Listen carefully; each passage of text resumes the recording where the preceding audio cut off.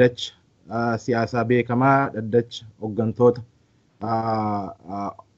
hooggantoota siyaasaa Oromoo obbo Baqqalaa Garbaa fa'aa dabalatee dhaddacha guddaa gaggeeffamaa ture. Dhaddacha kanarratti murtii adda addaatu darbee.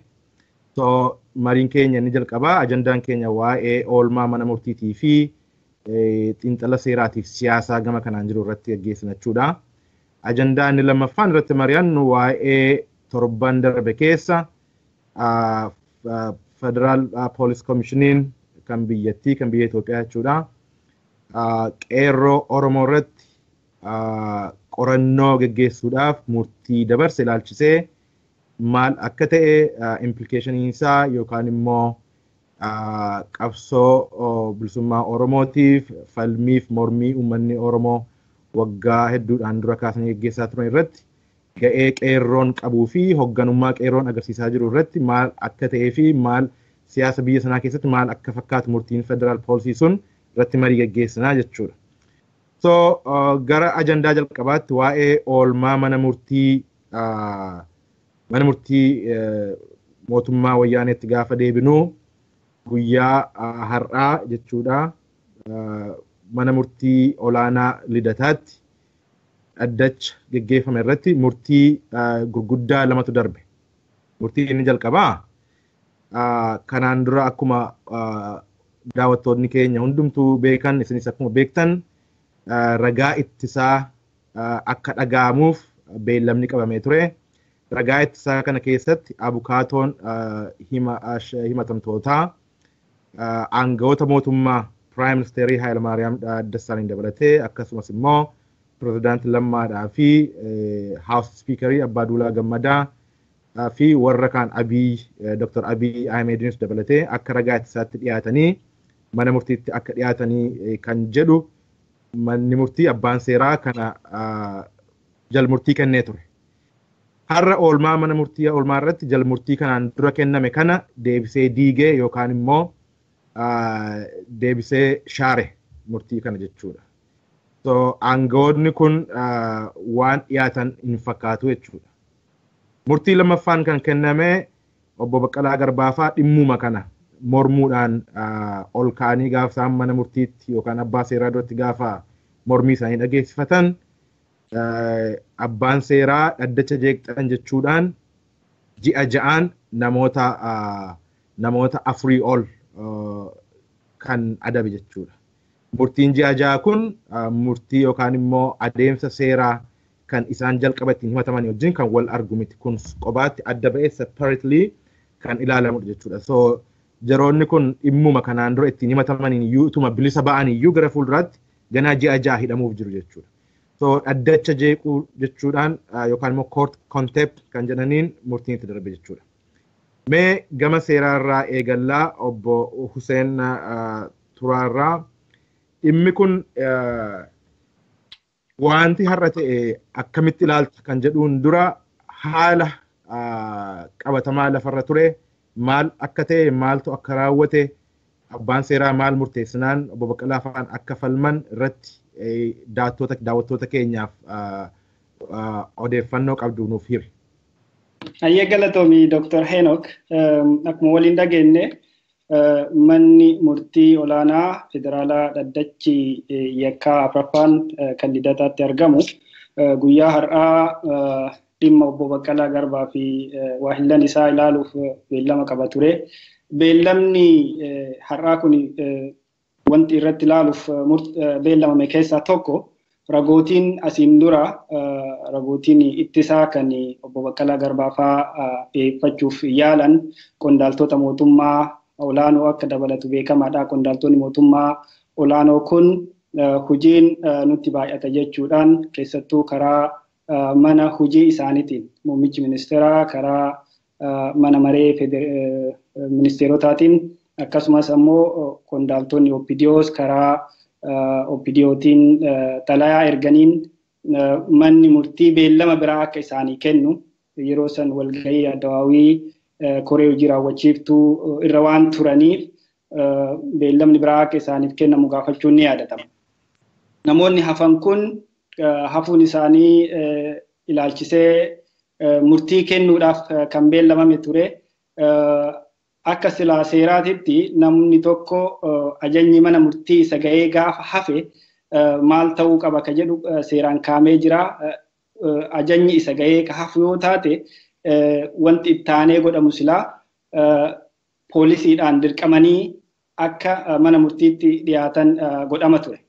Har'a garuu manni murtii seera lafa jiru kana dhiisee abbootiin aangoo yookaan ammoo qondaaltonni mootummaa hojiin waan itti baay'atuuf waan gatii hin qabneef mana murtii kanatti dhiyeessuu hin dandeettanii ragaa ittisaa gootanii asitti dhiyeessuun sirrii miti jedheetu murteesse. Yeroo kana himatamtoonni obbo Baqqalaan fa'aa dhimma kana akkamitti akkanatti murtaa'aa?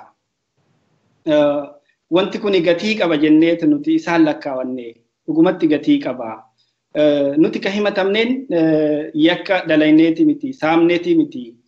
Mirga ummataa akka kabajamu waan gaafanneefi kan nu himate ammoo mootummaadha. Mootummaa bakka bu'anii ammoo akka himatamnu kan nu taasise qondaaltota mootummaa kana.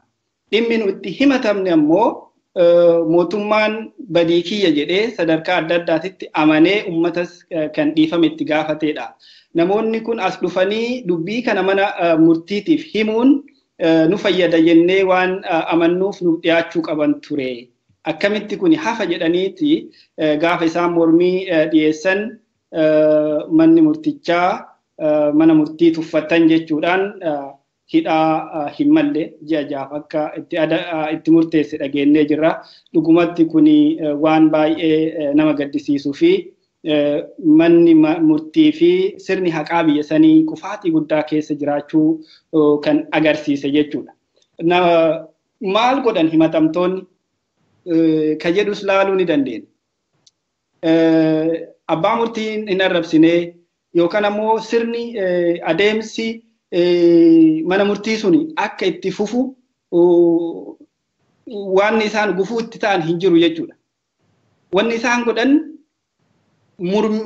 murtima mana murtii kana morman akkamitti akkana ta'a kuni seeraan alaa loogummaadha.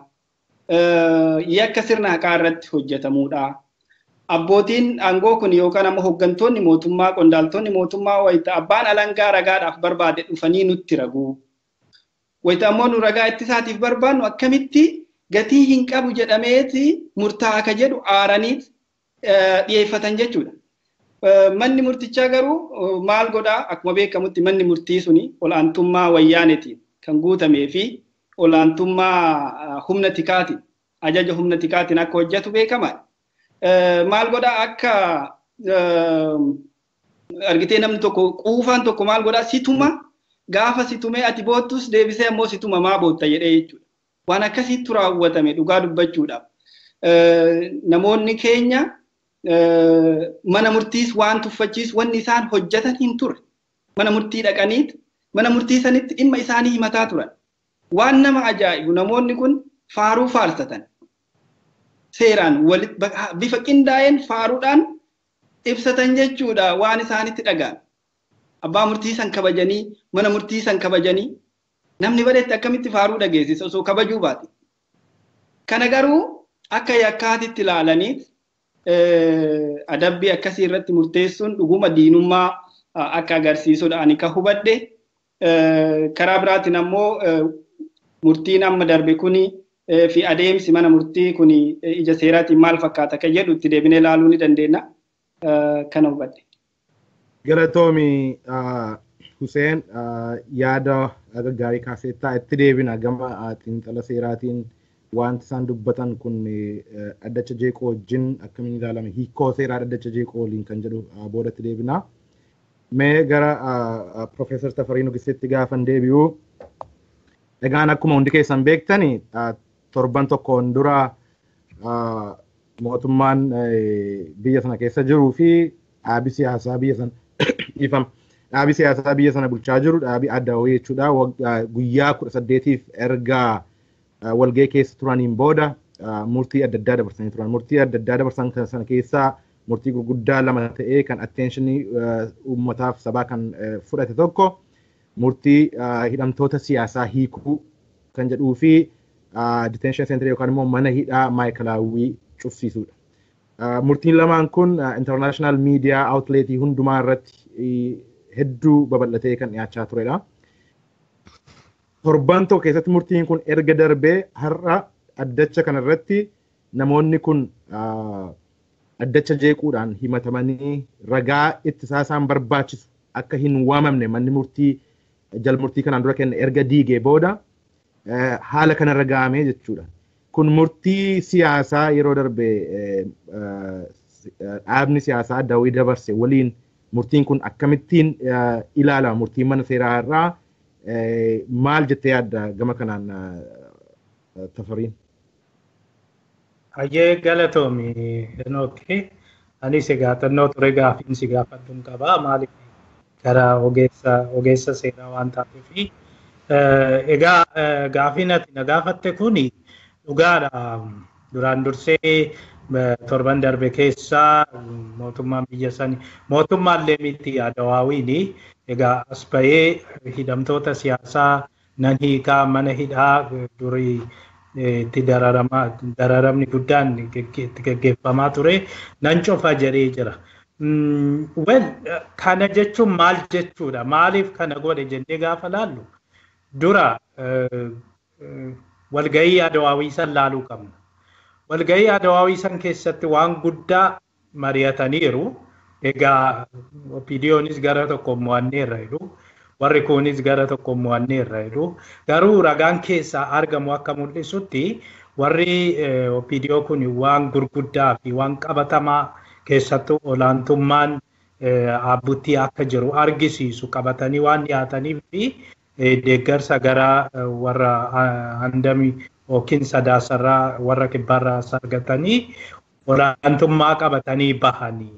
Kanaafi kanaan nahaniiti warri abbuttii kunii waan deeggartoota isaanii yookiin gammachiisu ibsa jannoo barreessanii erga ba'aniin booda gara Oromootiis gara warra kaaniis immoo maal jechuudha kuni nuuni achi keessatti waan gaarii argannee jirra jettanii dubbattu garuu immoo wanti ifatti bahee waan nuti hin eeginidha jedhanii waan gaafa gaafatanii maal goonee ummatatti dhiyaannu jedhanii maal goonee akkamitti ummatatti dhiyaannee ummata kana waan tokko waan qabatamaa waan kana siifinne jennaa gaafa jedhanii dhimma hidhamtoota siyaasaa kana argatan. Dhimma hidhamtoota siyaasaa kana erga argataniin booda kan isaan deebisanii waltajjiitti dhufan. Yoo waltajjiitti dhufan itti qophaa'anii miti kan dhufan wanta kanatti. Maaliif yeroo sanitti Prime Ministerichi jechuudha yeroo torba irra deddeebi'ee waan jedhe san waan ganama jedhe san galgala haaluu jechuun maal jechuudha. Kun egaa akka itti qophaa'uun hin jirre sitti agarsiisa. Clearly define waan ta'ee miti. Lammaffaa immoo jalqabarraa hidhamaa siyaasaa hiiknaa jedhan. Hidhamaa siyaasaa jedhanii jalqaba erga miidiyaa addunyaa guutuudha kennaniin booda nuti hidhamaa siyaasaa hin qabnu jedhan. Maaliif yeroo jalqabaatiif amanan hidhamaa siyaasaa akka qabanii fi hiikuu akka barbaadan yeroo jalqabaaf amanan. Amma immoo hidhamaa siyaasaa hin qabnu jedhan. Engadda namtichi eenyu Akaabii Higgii jedhamu kuni Geetaachoo Ambaayee shaggar irratti dhiyaatee waan inni jedhe nuti hidhamaa siyaasaa hin qabnu. Hidhamaa siyaasaa gati hin qabnee fi hidhamaa siyaasaa miti kan hiiknu jechaa ture. Egaa maal jechuudha kuni ammayyuu wanti waliin galamne wayii jira. Wanti isaan haa ummanni nu fudhatu. Yeroo sanitti ummanni nuuf jechuun waan kana waan gaariidha ummatatti appiil gochuu ummata gammachiisuu dandeenya jedhaniiti malee durumaan dursee itti yaadamee miti. Kana keessaa hanqinni jiru yookiin qeeqan jiru tokko maalidha inni hidhamtootuma siyaasaa kana eenyutu hiika? Hidhamtoota sana Adawaawiitti Maaramisaa ta'uu qabu ofii isaaniiti. Adawaawiin dhaaba siyaasaati. Dhaabni siyaasaa nama hidhuus hin danda'u, hiikuus hin danda'u. Murtii siyaasaati kan inni dabarsuu danda'u. Murtii siyaasaa waan ta'eef gama kanaani dogoggora guddaa qaba. Isaan dhaaba bakka bu'anii dhimma hidhamaa tokko hiikamuu fi gadhiifamuu dubbachuu hin qabanii hin danda'anis. Gama biraatiin maalidha inni? Akka heeraa fi seera biyyattiitti jedha. Akka heeraa fi seera biyyattiitti yoo ta'e maali egaa dhimma seeraa taananii dhimma siyaasaa miti kun. Dhimma mootummaas miti kun. Seerri gaafa barbaade gadhiisaa gaafa barbaade innidha. Heerris akka eeyyamutti seerri hojiirra oolee achiin booda jarri kun bahu malee dhimma isaan bira fiduu miti. Gama biraatiin immoo hidhamaa siyaasaa hin qabnu jedhu hidhamaa dhumti sun eenyu dabalata. Maalidha maal jechuudha? Hiikuma isaa irratti iyyuu mataa isaa waa walii galanii miti. Kanaaf amma maalidha inni big picture. Gaafa laallee duraan dursee hidhamtoonni siyaasaa kun hidhamtoota miti. Abbutti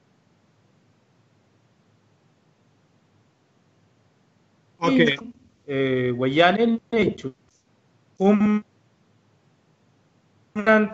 Kun yaada gaariidha. Tafarii keessumatti yaada ati kaaste waa'ee dhaabni siyaasaa tokko akkamittiin dhiifama gochuu danda'a hidhamtootaaf. Dubbiin hidhamtootaa dubbii seeraa fi dubbii heeraa ta'uu danda'a.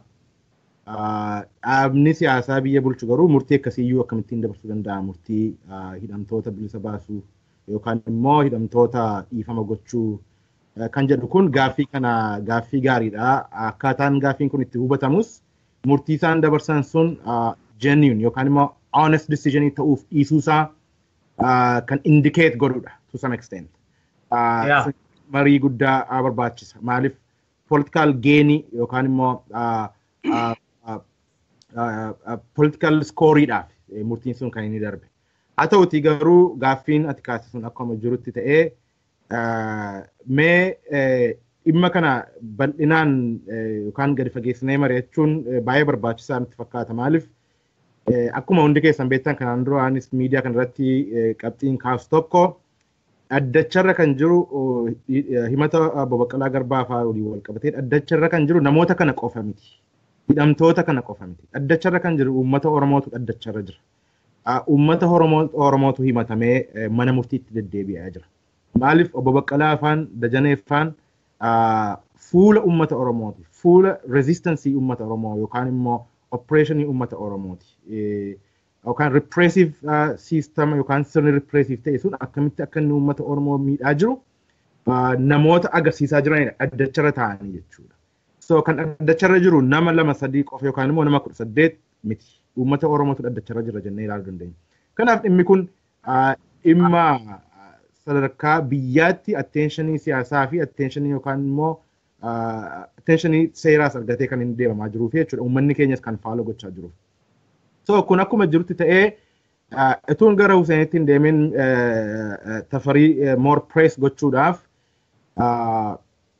dhaabni siyaasaa yeroo ammaa naannoo Oromiyaa irratti aangoo qabatee bulchaa jiru keessumatti immoo Oppiidiyoon dhaabni Oppiidiyoo kan dhaabni ADO haaraan kun of course kaka'umsi haala haaraa ta'een akka argamaa jiru hundi keenya ni beekna.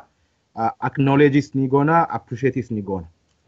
Keessumatti hoogganaa yookaan immoo pirezidaant Lammaa waliin wal qabatee duudhaan Oromummaatii fi gaaffiin Oromummaa gara teebilii irratti dhufuu danda'eera, gara mariitti dhufuu danda'eera. Waan biraan illee haafuu uummanni Oromoo mariif diskashinii siyaasaa biyya sanaa keessatti center stage qabatee jira. For whatever words it is jechuudha. Gaariidhaafis ta'uu gadeedhaafis ta'uu mariif discussion yookaan immoo discourse siyaasaa biyya sana keessatti uummanni Oromoo center stage keessa jira. Kun to some extent dhaabbileen siyaasaadhaa da'uu keessumatti kan amma haaraa aangootti dhufan kun waan isaan credit isaanii kennamuu hin danda'ama gaba kanaan. But haa ta'uuti critically ilaaluun baay'ee barbaachisaadha. Maaliif jedhaa roolii isaan yookaan gahee isaan gama kanaan taphatan gama hidhamtoota siyaasaa qofan Gama adda biraadhaan miti. Waa'een mariin nuti amma gaggeessaa jirru hidhamtoota siyaasaa qofaa irratti ilaalchisee rooliin dhaaba mootummaa naannoo Oromiyaa keessa jiru yookaan mootummaa naannoo Oromiyaa yookaan dhaaba siyaasaa kan naannoo Oromiyaa keessa jiru dhaadawoo jechuudha. Jarri kun namoota kana hiiksisuudhaaf Baqqalee Garbaa fa'aa hiiksisuullee yoo hin dandeenye dhimmi isaanii mana murtiitiin ilaalamaa jira waan ta'eef directly intervene gochuun hin danda'amu. Siyaasni biyya sanaa siyaasa real politics waan ta'eef wanta regular discussion hin barbaachisu. So mariin keenyas real discussion ta'utu irra jira. Challenge gama TPLF-tiin jiru mo'atanii namoota kana bilisa akka ba'aniif leverage ga'aa qabu jettee amantaa President Lammaafaan yookaan immoo tiim Lammaan ilaalcha gaarii qabu jennee assume goonu. Achirratti dibeetii hin goonu. Maaliif agarratti waan isaan dubbachaa turan waan isaan raawwachaa jiranis waan gaggaariin jira waan nama jajjabeessu. Reformistii waan ta'aniif. Gaaffii siyaasaa Oromoo haga dhumaatti illee yoo geessuu hin baanne biriijii ta'uu danda'u. Bilisummaa Oromootiif gaaffiin Oromoo deebii akka argatuuf biriijii ta'uu danda'u. Garuu security systemii biyya sanaa yookaan immoo security apparatus biyya sanaa kan qabatee jiru TPLF-dha yookaan immoo mootummaa wayyaaniiti. Court systemii yookaan judicial systemii biyya sanaa kan harkaa qabatee jiru mootummaa wayyaaniiti.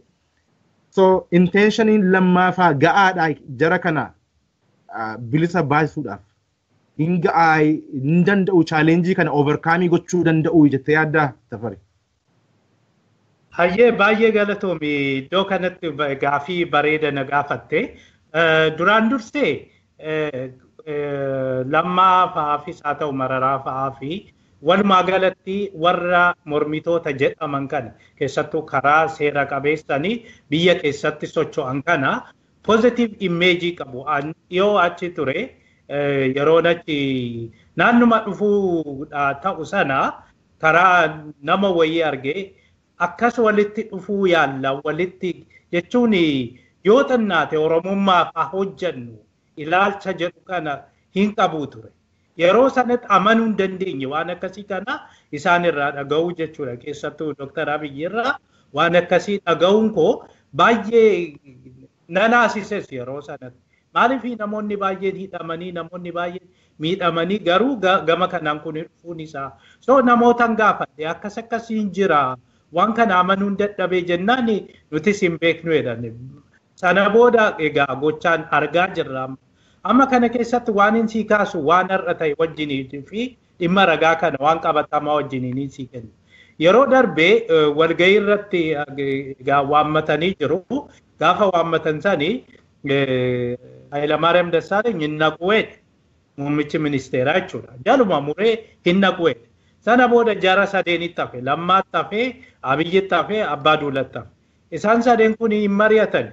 Erga mari'ataniin booda Lammaan dirqama walgahii Adawaawii san naquu qaba jedhanii achiin booda Abiyyis isuma wajjiniin walgahii sana haa dhaqu, Abbaan Duulaa garuu mana murtii haa dhaqu jedhan. Isaaniif jechuudha ragaa ittisaa ta'uudha. Haa dhaqu jedhanii walii galan. Zan deebi'ee Abiyyi garaa nyaate natti fakkaata. No, ani dhimmi kuni dhimma uummataa waan ta'eef eega na waammatanii nan dhaqaa jedhee galgala naannoo sa'a lamaatti deebise. Sa'a lamaatti erga isaanitti himeen booda ganama bilbilanii waaman. Yeroo waaman san maayindiyu sana dura erga paarlaamaa dhaqaniin booda paarlaamaa dhaqanii arfan erga paarlaamaa dubbisaniin booda walgahiin sun adda citee ture. Hanga kamisaatti jechuudha. Guyyaan sun na yaadadha kamisa hatattamaa waaman. Hatattamaa waamanii walgahiin kun jira. Walgahiin Adawaawii har'a eegalaa dhufuu qabdu namni tokko hafuu hin qabu jedhan. So sana keessa Abbaan Duulas dhaquu hin dandeenye. Lammaanis dhaquu hin dandeenye. Abiyyis dhaquu hin dandeenye. Yaadatti yoo ta'e namoota saniyyuu miti kan dhufuu hin dandeenye yeroo biraatti beellamni yeroo biraatti nu haa qabamu kan jedhe dhaabbatichatu isaaniif xalayaa erge. Maaliif isaan walgahii keessa waan ta'aniif jechuudha. Kana jechuun maalidha inni big picture ilaallu kan ittiin taphachaa jiru ammayyuu abbuttiidha. Abbuttiin tokko akkuma ati jetteeyyuu mana murtii of harkaa qaba. Mootummaan hacuucu biyya hacuucu tokko yookiin mootummaan dikteeteriin tokko waa lama qaba. Gara tokkoon mana murtii qaba, gara tokkoon sakiriitii qaba, ishii lamaan qabatee deema. Dr. Mararaan yeroo baay'ee inni dubbatu kaarootinestiikii jechuudha. Kanaafiyyuu amma ciminni lammaffaa kan maanichi kan ta'uu qabu, qabsoon lammaffaas kan ta'uu qabu maalidha inni waan kiyyoo isaan ittiin xaxan kana of harkaa ciranii baasuudha, keessaa ciranii baasuudha. Riiformistii yoo ta'an inni guddaan adda dureen irratti qabsaa'uu qaban isaadha. Dimookiraasiidhaaf qabsoof na jedhanii wanta gocha aantii dimookiraasii ta'e hundumaa caccabsanii achi keessaa baasuudha. Kanaaf inni jalqabaa security sector reformiin dirqama. Actually gaafatanii jiru waan itti adeemaa jiran natti fakkaata. Garuu asitti duuba kan ati argitu maalidha inni even dhimmi siyaasa achi keessatti amma fakkeenyaaf egaa intentionii lammaffaa jennee yaadna kana intentionii OPDO jennee yaadna reformistiidha isaanii jijjiirama barbaadu. Jijjiirama gaafa barbaadan kana Adawaawii keessatti amansiisaniiru. Erga Adawaawiidhaa ba'aniin booda dhaabbileen arfaniyyuu miseensota isaanii amansiisuu qabu.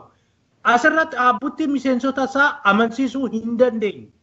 Abbootiin miseensota yaadi uummata biraa yaadi dhufaa jira gama kanaan marii kana caalmaatti gabbisuudhaaf yaada isa ta'uu gaaffii isa ta'uu faraan yoo nu dhagaa jiraate gaaffii dhufaa jiru nuuf dabarsu faraan.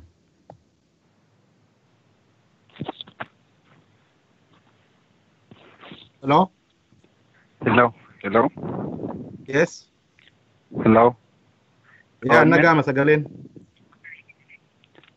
Hello, sagalee Ormin?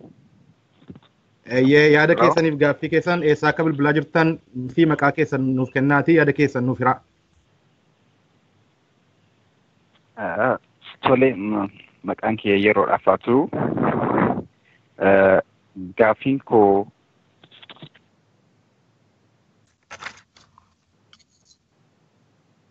Okay, hello?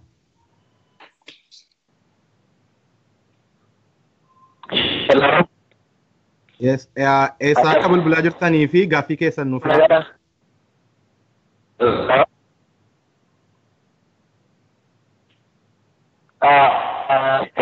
Hello, Dr. Enoch? Yes, isin nageenya bakka bilbilaa jirtanii fi gaaffii keessan nuuf hiraa.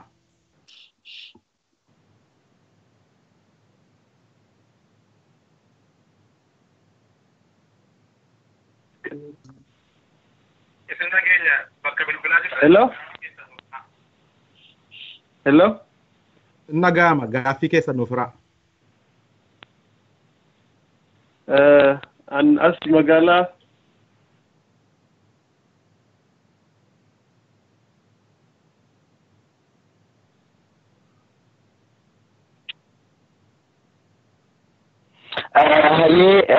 yaanni kiyya dhugumaa tiim lamaan wantoota isaan hojjechuu jiran arguu jirra, wantoota qabatamaan akkasumas ammoo wantoota san faallisan keessumaayyuu isa TPLF'n baasee fi akkasumas wanta guyyaa har'aa dhimma mana murtii irratti uumame irratti arguu jirra. Gaaffiin uummata Oromoo dhugumaan tiim lamaan fa'aa qofti deebisuu danda'anii akkasumas ammoo fedhiin uummanni Oromoo yeroo dheeraaf qabaataa ture dhugumaan amma deebii argata jennee yaaduu dandeenya. Akka fakkeenyaatti amma bilisummaa akka wanti TPLF'irraa eeguutti jiru nu fakkeessa. Sababiin isaa ajandaa TPLF'n guyyaa guyyaan nu kennitu irratti diskees godhaa deemuu osoo hin taane tiim lamaan fa'aatis waan isaan irraa eeggamu itti adeeman jechuufan. Nurraa maaltu eeggama? Dhuguma ajandaa torbaniin guyyaa guyyaan nu kennamu kanaan itti deemuu nurra jira moo maaltu nurraa eeggama waan jedhu irratti waan barbaadamu sanarra hoo ga'uu dandeenya kan jedhu sanii fi mee yaada irra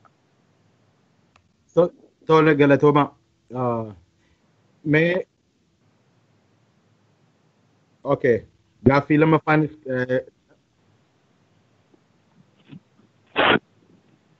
Okay, inda gaya. Hello. Okay, Kuwait irraa dawalaa yaada hin qaba xiqqoo takka.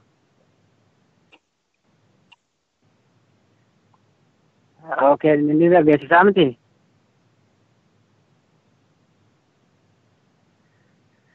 Okay, yaadni kiyya maal fakkaate amma dhimma jechuun waan tokko waan dubbachuu barbaade waan waa'ee abbaa duulaati.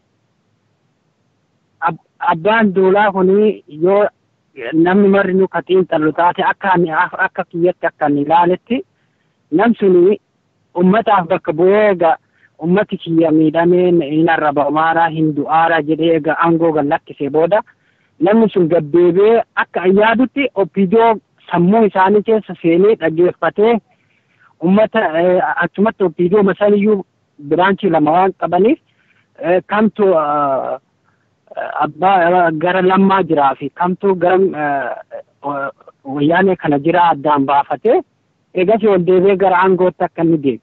Akkuma gaafa gabbayee miidiyaa irratti dubbatisanitti har'allee ani kun aangoo irratti deebi'eera dhimmi sun Oromotu du'uu dhabee dhaabateera du'uun Oromoo hin dhaaban. Oromoon baqachuun hin dhaaban haga guyyaa har'aatti ima du'uu jira. Numatu hin dhageenye malee ima du'aatiin jiran wanni dhaabate tokko hin jiru. Namti sun immoo uummata Oromoon inni gurgurataa jiru. Abbaa duulaati. Akka yaada kiyyaatti jechuudha.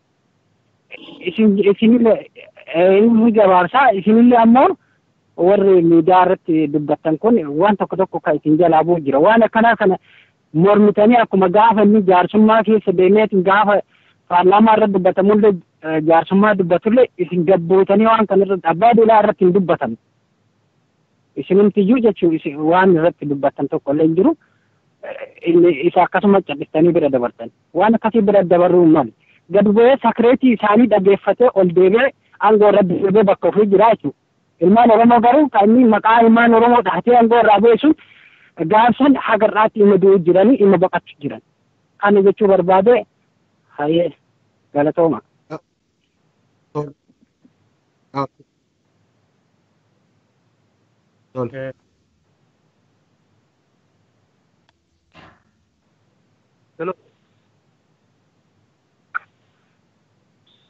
Argeessa irraa hin dawwalaa yaadni itti hiitan OMN waan bareedina jirtanii nu jajjabaadhaa isin garaa jirraa immoo mootummaa waliinidhaa waan kana qabsoo uummata keenya kana duubee deebisuudhaa fi gadhiifna hojjettoota siyaasaa kan jedhu lafa qaba malee waa takka illee waan duubee deebifnu hin qabnu duratti qabna.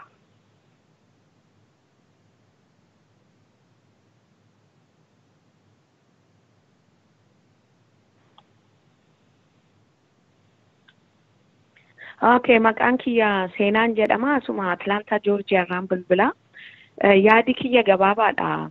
Yeroo ammaatti wanti uumamaa jiru saba Oromootii fi assignmentii kennanii guyyaa guyyaatti qabsoo kana dhiisee namni dirree miidiyaa sooshaal miidiyaa irraas kana akka odeessu gochuudha.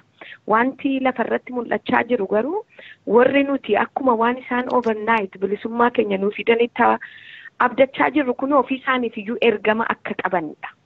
Kana yerootti argamaa jira jechuudha.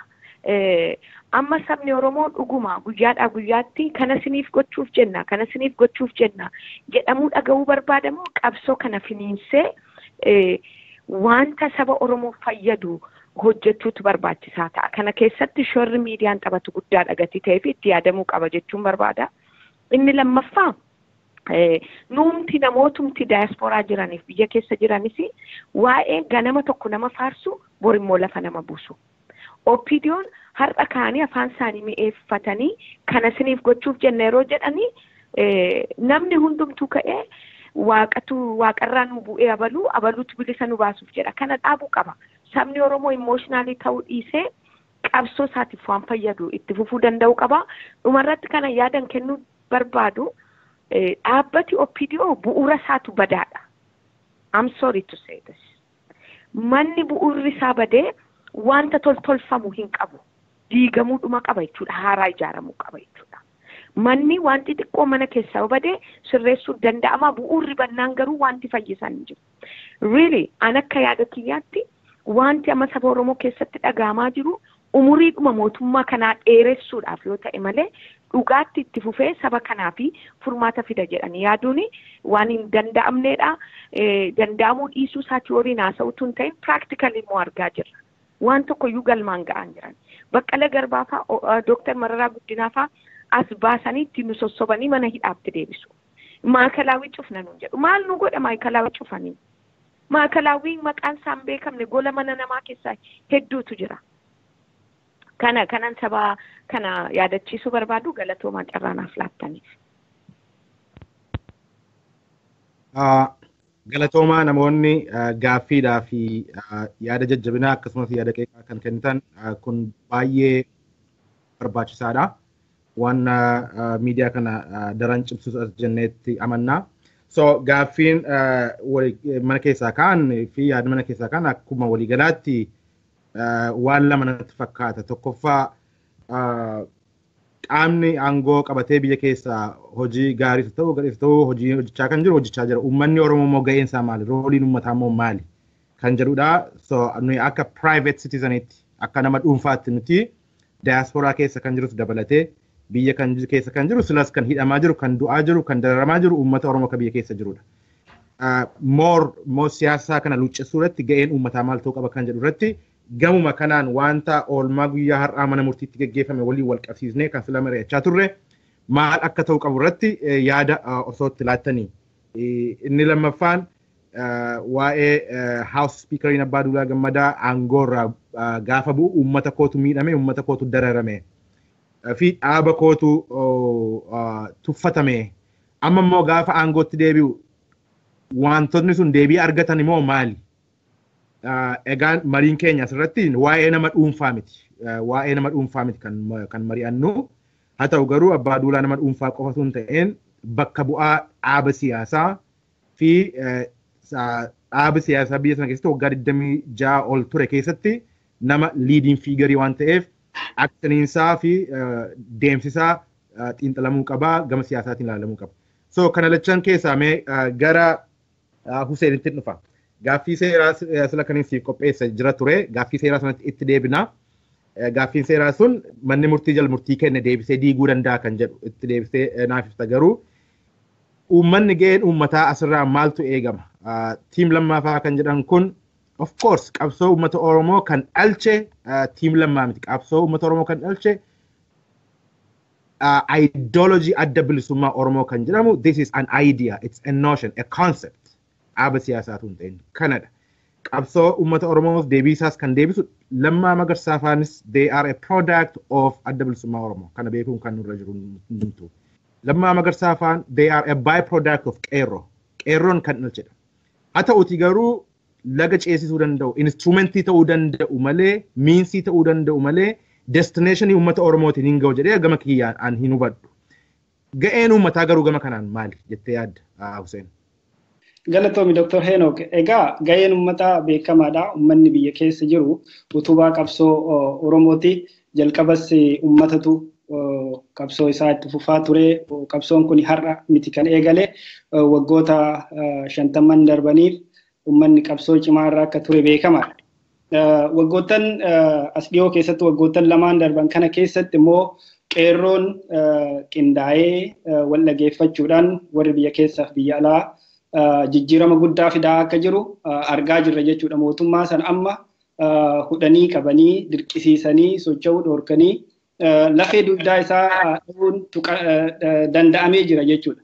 Karaa siyaasaatiin, karaa diinagdeetiin kisaaraan mootummaa sanirra ga'e guddaadha. Kuni ta'uu kan danda'e uummanni keenya yeroo kamiyyuu caalaa tokkoomee bilisummaa argachuun gabrummaa jalaa ba'uun dhimma jiraachuu fi jiraachuu dhabuu akka sabaatti ta'uu hubatee waliin qabsaa'aa jira jechuudha. Uummanni biyya alaa jiru gaheen isaa gahee deeggarsaati beekamaadha. Karaa adda addaatiin deeggarsa gochuu ni danda'a. Wantoota asiin dura godhaa turan fakkeenyaaf maallaqa erguu isa kana immoo institutionalize gochuun wanti jalqabame OLC-dhaan wal qabatee fakkeenyaaf Hirphaa International amma dhiyoo kana biyya seenee uummata gargaaraa jira. Wantoonni akkasii suni gaariidha. Karaa biraatiin ammoo advocacy fi waa'ee diplomasiiti. Kanas qaamni dhimmi ilaallu waan kanarratti ijaaramee koreen ijaaramee hojjetaa akka jiru beeka. Fakkeenyaaf kaleessa Jeenevatti Profeesar Qeelii fi Jawaar Mohammad ibsa kennaa turanii. Wantoonni akkasii sun ammas cimee akka itti fufu abdii qaba. wanti ammoo miidiyaan hojjetaa jiru karaa fakkeenyaaf miidiyaan OMN hojjetu miidiyaan biraa hojjetu namoonni keenya ammoo teekinooloojiitti fayyadamanii sooshaal miidiyaatti fayyadamanii wanti hojjetamaa jiru waan guddaadha kun itti fufuu qaba. Garuu irra caalatti utubaan qabsoo kanaa uummata Oromooti keessattuu qeerroodha. Qeerroo yoo jennu akka namoonni tokko tokko xiqqeessanii laalan sanitti osoo hin taane uummata bal'aadha uummata guutuudha. Uummatoota namni waa argaa jirra jaarsaaf jaartiin osoo nafin waan qabaniin falmataa jiran. Yoo waan biraa dhaban dhagaa darbataa jiran argine jira jaartii dhagaa qabatteetiin hin falmitu. Umriin isii waggaa 70 jaarsa ulee qabatee argitee ijoollee wajjii bahee mormu suni qeerroodha nuuf. Qeerroo jechuun nama mirga isaatiif falmatu jechuudha ammaa kana. Kun ammoo dhaaba siyaasaa tokkoo miti jechuudha. Dhaaba siyaasaati miti uummata. Uummatatu akka uummataatitti falmataa jira. Kuni maaliif gabrummaa jala ture kanarraa kan ka'e waa hunda dhabe Oromoon. Oromoon mirga siyaasaa dhabe, mirga diinagdee dhabe. Namummaa isaatti tuffatame. Baay'ee ta'ee osoo jiru xiqqaate. Kun ammoo nama hundaa galee jira si'a duraatiif yeroo kana. Guddaa xiqqaan beekaa wallaalaan amma kanarratti walii galee jira. Qabsaa'ee bilisoomuun dhimma jiraachuu fi jiraachuu dhabuuti uummata Oromootiif. Akkas ta'uu baannaan ni banna waggaa muraasa itti fufnaan haala kana. Olaantummaan wayyaanee, olaantummaan saba bicuu haala kanaan itti fufnaan Oromoo lafarraa balleessiti. Amma laali ammumayyuu waggoota 26 darban kana keessatti qabeenya horattee qawwee bitattee waa hunda qabattee sochoosuu dadhabnee jira. Nama keenya ajjeetti namni siin du'u. Qabeenya qabdi. Qabeenya keenya qabeenya Oromiyaa laalaa, Jimaa laalaa. Waan salphaa miti kan irraa argamaa jiru galiin buna, warqii, bishaan, even bishaanuma keenya baasanii kan nutti gurgurataneen. Qabeenya keenya irratti kan mootii ta'e kan ittiin duroomaa jiru saba biraati jechuudha. Isaanirraa hafee biyya alaatti gurgurataa jiru. Sanaan alatti ammoo namni keenya kuni maaliif ta'a? Mee xiqqoon illee akkuma nyaatan kana xiqqoon qammasiisa jedhee wayita uummanni keenya gaafatu ammoo maaf dubbattan jedhaniit kun uummata keenya mana hidhaatitti dararu jechuudha. Obbo Baqqalaan fa'aa fi waayillan isaa hataniiti miti kan hidhaman. Mana hidhaa sanitti kan dararaman. Dhagaan darban. In dubbatan miidiyaa makana irratti dubbatan fakkeenyaaf OMN irratti wanni obbo Baqqalaan dubbate akka ragaa yakkaatitti itti lakkaameetti itti dhiyaataa ture. Kana caalaa salphachuun hin jiru. Mirguma dubbachuu akka namaatitti miidiyaatti waan dubbatteef yoo si himatan mana kee keessa jiraachuu hin dandeenye. Lafaati qotattu sirraa fuudhanii horaasi buqqisanii badheessi darban. Mee maalumaaf jiraatta? Kaayyommaan jireenyatu maali?